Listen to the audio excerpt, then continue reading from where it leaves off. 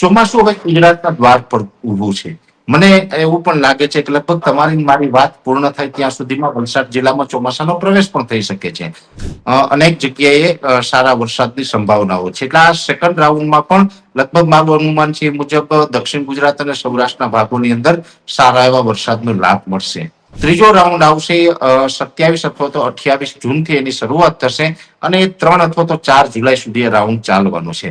જ્યારે અરબ સાગરની સિસ્ટમ છે એ સૌરાષ્ટ્ર અને દક્ષિણ ગુજરાતને વધારે લાભ આપતી હોય. એટલે આ પ્રકારે આ જે સિસ્ટમો છે એને કારણે ચોમાસા દરમિયાન ગુજરાતને વરસાદનો લાભ મળતો હોય છે.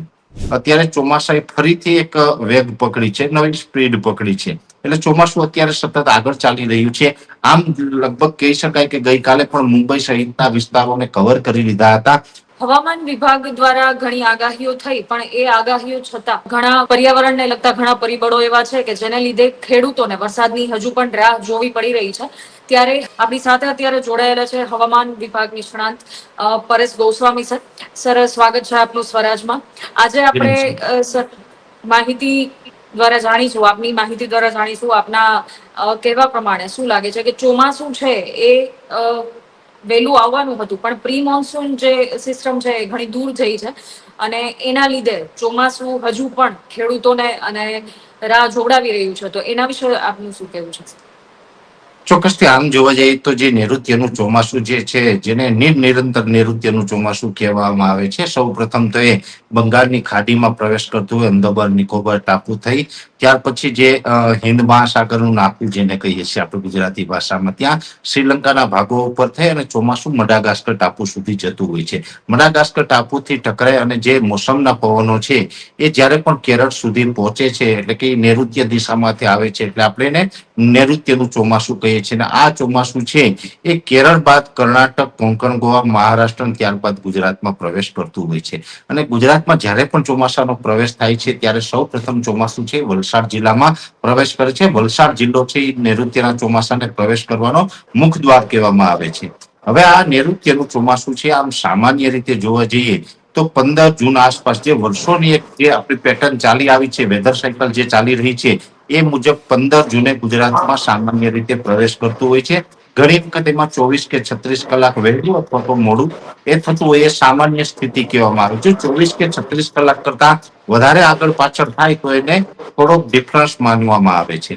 હવે એવી રીતે જોવા જઈએ તો આમ તો જે છેલ્લા લગભગ 2 દાયકાથી જે આખું ક્લાઇમેટ ચેન્જ થયું છે ને જે એક કહી શકાય કે હવામાનની જે વિપરીત પરિસ્થિતિઓનું નિર્માણ થયું છે, જેને કારણે હવામાન વિભાગનું એક સ્ટેટમેન્ટ એવું પણ છે, છેલ્લા 5-7 વર્ષથી હવામાન વિભાગ એવું પણ માને છે કે 22 થી 25 જૂનમાં ગુજરાતમાં ચોમાસાનો જો પ્રવેશ થાય તો એને પણ નોર્મલ તારીખ ગણવી. કેમ કે હવે આખું જે વેધર જે છે આખું ખોરવાયું છે, એની જે વેધર સાયકલ ખોરવાઈ ગઈ છે.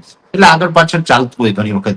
ભૂતકાળમાં એવા પણ કિસ્સાઓ છે ઘણી વખત કે ચોમાસું છે એ સમય કરતા એક વીક વહેલું, એટલે કે 15 તારીખની જગ્યાએ 5 થી 10 જૂનની વચ્ચે પણ ગુજરાતમાં પ્રવેશ્યું હોય તો ઘણી વખત એક અઠવાડિયું લેટ પણ થતું હોય. આ વર્ષે એક અઠવાડિયું લેટ છે એવું ચોક્કસથી આપણે ગણી શકાય. જોકે આ લેટ થવું એક સામાન્ય પ્રક્રિયા છે, એનાથી કોઈ બહુ મોટો વર્ષ ઉપર કે જે વર્ષ આખું જે ચોમાસાના વરસાદ પડવા છે એના ઉપર કોઈ બહુ અસર નથી પડતી. એટલે કદાચ લેટ થાય તો પણ ચિંતાનું કારણ નથી. હા, એક ચોક્કસની વાત છે કે જૂન મહિનો પૂર્ણ થઈ જાય અને ત્યાં સુધીમાં પણ જો ચોમાસું ગુજરાતમાં પ્રવેશ ન કરે તો એ ચિંતાનું કારણ ચોક્કસથી ગણાય છે. તો પછી વધારે લેટ થાય ને એને કારણે ખેડૂતોને ઘણું બધું નુકસાન થતું હોય છે. હવે અત્યારની સ્થિતિની વાત કરવા જઈએ તો આમ તો 8 જૂન સુધી ચોમાસું એકદમ ઝડપથી રાબેતા મુજબ ચાલ્યું હતું. જેવી રીતે કેરળમાં ચોમાસું આવ્યું, ત્યારબાદ કર્ણાટક, કોંકણ, ગોવા થઈને દક્ષિણ મહારાષ્ટ્રના તમામ ભાગોને 8 જૂન સુધીમાં ચોમાસાએ કવર કરી લીધા હતા. એ પછી ચોમાસું ત્યાં નિષ્ક્રિય થયું હતું, જેને મોન્સૂન બ્રેક કન્ડિશન કહેવામાં આવે છે.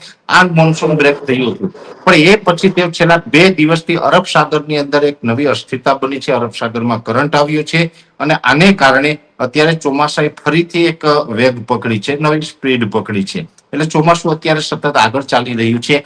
આમ લગભગ કહી શકાય કે ગઈકાલે પણ મુંબઈ સહિતના વિસ્તારોને કવર કરી લીધા હતા. ચોમાસું હવે ગુજરાતના દ્વાર પર ઊભું છે.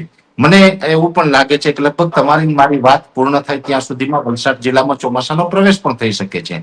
પણ ચોમાસાનો જે આ પ્રવેશ છે એ પ્રવેશ ક્યારે કયો, ક્યાં સુધી ચોમાસું સક્રિય છે, આ સંપૂર્ણ જે આખી જાહેરાત કરવાનું હોય એ જે જાહેરાત કરવાના સંપૂર્ણ હક છે એ છે IMD પાસે, એટલે કે જે ઇન્ડિયન મિટિયોલોજી ડિપાર્ટમેન્ટ છે, કેન્દ્રીય હવામાન વિભાગ છે, એમની પાસે એમના જે આખા ટોટલી રાઇટ્સ છે. સ્વાભાવિક રીતે એક વેધર એક્સપર્ટ તરીકે અમે પણ જે પ્રિડિક્શન કરતા હોય, અમારા અનુમાને કદાચ ચોમાસું ગુજરાતમાં પહોંચ્યું હોય, છતાં પણ ભૂતકાળમાં ઘણા વખત એવા રેકોર્ડ છે કે હવામાન વિભાગ છે પાછળથી અમે જાહેરાત કર્યા પછી પાછળથી કરતું હોય છે, ને એમની જાહેરાત હોય છે એ જ માન્ય ગણાતી હોય છે. અત્યારે જોવા જઈએ તો આમ તો વરસાદનો બીજો રાઉન્ડ ચાલી રહ્યો છે, એટલે હવે ચોમાસાની જાહેરાત કદાચ આજે થાય કે આવતીકાલે થાય, એનાથી બહુ મોટો કઈ ફરક પડવાનો નથી. સમયસર અત્યારે ચોમાસું ચાલી રહ્યું છે. ખાસ કરીને જોવા જઈએ તો પ્રથમ રાઉન્ડ છે. અમે ઘણા સમય પહેલા અને સ્વરાજ મીડિયાના માધ્યમથી પણ અમે માહિતી આપી હતી કે 15 જૂન આસપાસ છૂટાછવાયા વિસ્તારમાં વાવણી લાયક વરસાદ જોવા મળશે, જેની અંદર જોવા જઈએ તો 17, 18, 19, 20 અને 21 એમ 4 દિવસ સુધી છૂટાછવાયા વિસ્તારમાં વાવણી લાયક વરસાદ પડ્યા છે, જેમાં મહીસાગર જિલ્લાના ગ્રામ્ય વિસ્તાર હોય, દાહોદ ગોધરાના ગ્રામ્ય વિસ્તાર છે, બોટાદ ભાવનગર અમરેલીના ગ્રામ્ય પંથકો છે. આ તમામ વિસ્તારની અંદર છૂટાછવાયા હળવાથી મધ્યમ વરસાદને ઘણી જગ્યાએ વાવણી લાયક વરસાદ પડ્યા. એ પ્રથમ રાઉન્ડ હતો. ત્યાર પછીથી અમે એક આગાહી આપેલી છે કે 22 થી 25 જૂનમાં પણ દક્ષિણ ગુજરાત અને સૌરાષ્ટ્રની અંદર વાવણી લાયક વરસાદ થશે. આજે 23 જૂન થઈ છે. ગઈકાલે 22 જૂન 2026 ના રોજ પણ રાજ્યના અલગ અલગ વિસ્તારમાં સારા એવા વરસાદ નોંધાયા છે, જેની અંદર દક્ષિણ ગુજરાતના સુરત, વલસાડ, વાપી, નવસારી, બારડોલી, બિલીમોરા, ડાંગ, આહવા સહિતના તમામ વિસ્તારોની અંદર સારો એવો વરસાદ નોંધાયો છે. એ સાથે સૌરાષ્ટ્રના ભાવનગર જિલ્લાના મહુવા, અમરેલીનું જે વિજયપુરી છે એના ગ્રામ્ય પંથકમાં પણ વરસાદ નોંધાયો છે. ખાસ કરીને આજે 23 તારીખે પણ સાંજ સુધીમાં આપને સમાચાર પ્રાપ્ત થશે અને એક જગ્યાએ સારો વરસાદ નોંધાશે. એટલે આ પ્રકારે જો આ 25 તારીખ સુધીનો આ સેકન્ડ રાઉન્ડ છે, આ 25 તારીખ સુધીના સેકન્ડ રાઉન્ડની અંદર પણ અનેક જગ્યાએ સારા વરસાદની સંભાવનાઓ છે. એટલે આ સેકન્ડ રાઉન્ડમાં પણ લગભગ મારું અનુમાન છે એ મુજબ દક્ષિણ ગુજરાત અને સૌરાષ્ટ્રના ભાગોની અંદર સારા એવા વરસાદનો લાભ મળશે. જોકે આ વર્ષે જૂન મહિનામાં, દર વર્ષે જૂન મહિનામાં જે વરસાદ હોય એમના કરતા થોડુંક એવરેજ જે ટકાવારીની દ્રષ્ટિએ પ્રમાણ છે ઓછું રહી શકે છે. છતાં પણ આ 2 રાઉન્ડ વરસાદના છે. ત્રીજો રાઉન્ડ આવશે 27 અથવા તો 28 જૂનથી એની શરૂઆત થશે અને 3 અથવા તો 4 જુલાઈ સુધી રાઉન્ડ ચાલવાનો છે. એટલે 3 રાઉન્ડની અંદર ગુજરાતની અંદર ચોમાસું આગળ વધે તેવી શક્યતાઓ છે. ઘણા સમયથી અમારું એક અનુમાન હતું કે એક રાઉન્ડની અંદર સમગ્ર ગુજરાતને ચોમાસું કવર કરે તેવી સંભાવનાઓ ખૂબ ઓછી છે, ને એમાં પણ આ વર્ષે જૂન મહિનામાં દર વર્ષની સરખામણીએ વરસાદનું પ્રમાણ થોડું ઓછું પણ રહેવાનું છે. એટલે ચોક્કસથી શરૂઆતના તબક્કામાં ક્યાંય ને ક્યાંય આપણે ચિંતા કરાવે, પણ છતાં પણ હું ખેડૂતોને તમારા માધ્યમથી એક આશ્વાસન આપું છું કે આપણે બહુ ચિંતા કરવાની જરૂર નથી. ચોમાસું હવે આપણા ગુજરાતના દ્વાર ખટખટાઈ રહ્યું છે અને ચોમાસું છે એ ધીમે ધીમે હવે આગળ પણ વધશે ને જૂન એન્ડ સુધીમાં, એટલે કે આ જૂન મહિનાનું છેલ્લું અઠવાડિયું ચાલી રહ્યું છે. છેલ્લા અઠવાડિયામાં તમામને ગુજરાતના જે તમામ જિલ્લાઓ છે એ તમામ જિલ્લાને સારા વરસાદનો લાભ મળશે. એટલે આ પ્રકારે અત્યારે ચોમાસું છે આગળ વધી રહ્યું છે. સર, ખૂબ ખૂબ આભાર, કેમ કે આપના માહિતી દ્વારા જાણવા મળ્યું કે કઈ રીતે ચોમાસાની સિસ્ટમ છે એ આગળ વધવાની છે. પણ આ સાથે હજુ એક સવાલ કે કઈ એવી સિસ્ટમ છે કે જે ગુજરાતના ચોમાસાને સૌથી વધુ અસર કરતી હોય છે, એવી કઈ સિસ્ટમ છે? આમ તો જોવા જઈએ તો વરસાદી સિસ્ટમ એટલે સિસ્ટમના 5 સ્ટેપ હોય છે. જ્યારે પણ સમુદ્રી સપાટી ઉપર ભેજનું પ્રમાણ હોય ત્યાં સિસ્ટમ ડેવલપ થાય એટલે સૌ પ્રથમ તો એ યુએસી ના સ્વરૂપમાં હોય છે. યુએસી એટલે અપર એર સાયક્લોનિક અથવા તો એને સાયક્લોનિક સર્ક્યુલેશન પણ કહેવાય. હવે એ જે સિસ્ટમ હોય છે ને વધુ પડતો ભેજ અને ઊંચું ટેમ્પરેચર મળે એટલે એ સિસ્ટમ છે એ એક સ્ટેપ મજબૂત થઈને બીજા સ્ટેપમાં કન્વર્ટ થતી હોય છે. સાયક્લોનિક સર્ક્યુલેશન મજબૂત થાય છે ત્યાર પછી લો પ્રેશર બને છે. લો પ્રેશર મજબૂત થાય તો વેલમાર્ક લો પ્રેશર બને છે. વેલમાર્ક લો પ્રેશર મજબૂત થાય તો એને ડિપ્રેશન કહેવામાં આવે છે. ડિપ્રેશન મજબૂત થાય તો એને ડીપ ડિપ્રેશન કહેવામાં આવે છે. એટલે સિસ્ટમના આ 5 સ્ટેપ હોય. જેટલું સિસ્ટમ મજબૂત થાય એટલે એનું એ સ્વરૂપમાં અલગ અલગ નામ આપવામાં આવતું હોય છે. ડીપ ડિપ્રેશન છે એ સૌથી વધુ મજબૂત સિસ્ટમ ગણવામાં આવે છે. રાજ્યમાં કે કોઈ પણ રાજ્ય ઉપરથી જયારે ડીપ ડિપ્રેશન પસાર થતું હોય ત્યારે તબાહી મચાવે એવા વરસાદ પડતા હોય. જોકે ડિપ્રેશનમાં પણ એવા વરસાદ પડે. ડિપ્રેશન અને ડીપ ડિપ્રેશન છે સૌથી મજબૂત સિસ્ટમ ગણવામાં આવે છે. આ તમામ સિસ્ટમો છે બને છે ક્યાં તો કે સમુદ્રી સપાટી ઉપર બનતી હોય છે. કાં તો બંગાળની ખાડીમાં બને છે યા તો અરબ સાગરમાં બને છે.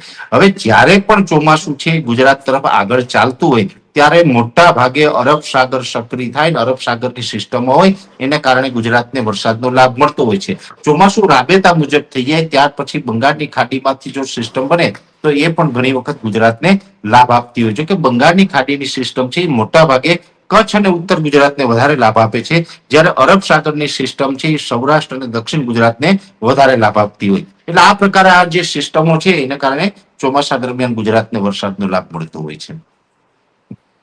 ખૂબ ખૂબ આભાર સર, આપના માહિતી દ્વારા ખેડૂતોને પણ ક્યાંક ને ક્યાંક રાહતનો શ્વાસ મળે છે, કેમ કે વાવણી લાયક વરસાદની શરૂઆત આપના જણાવ્યા મુજબ બસ થોડા સમયમાં શરૂ થવાની આશાઓ સાથે આપની માહિતી ખેડૂતો માટે ખૂબ લાભદાયી થશે. ખૂબ ખૂબ આભાર સર.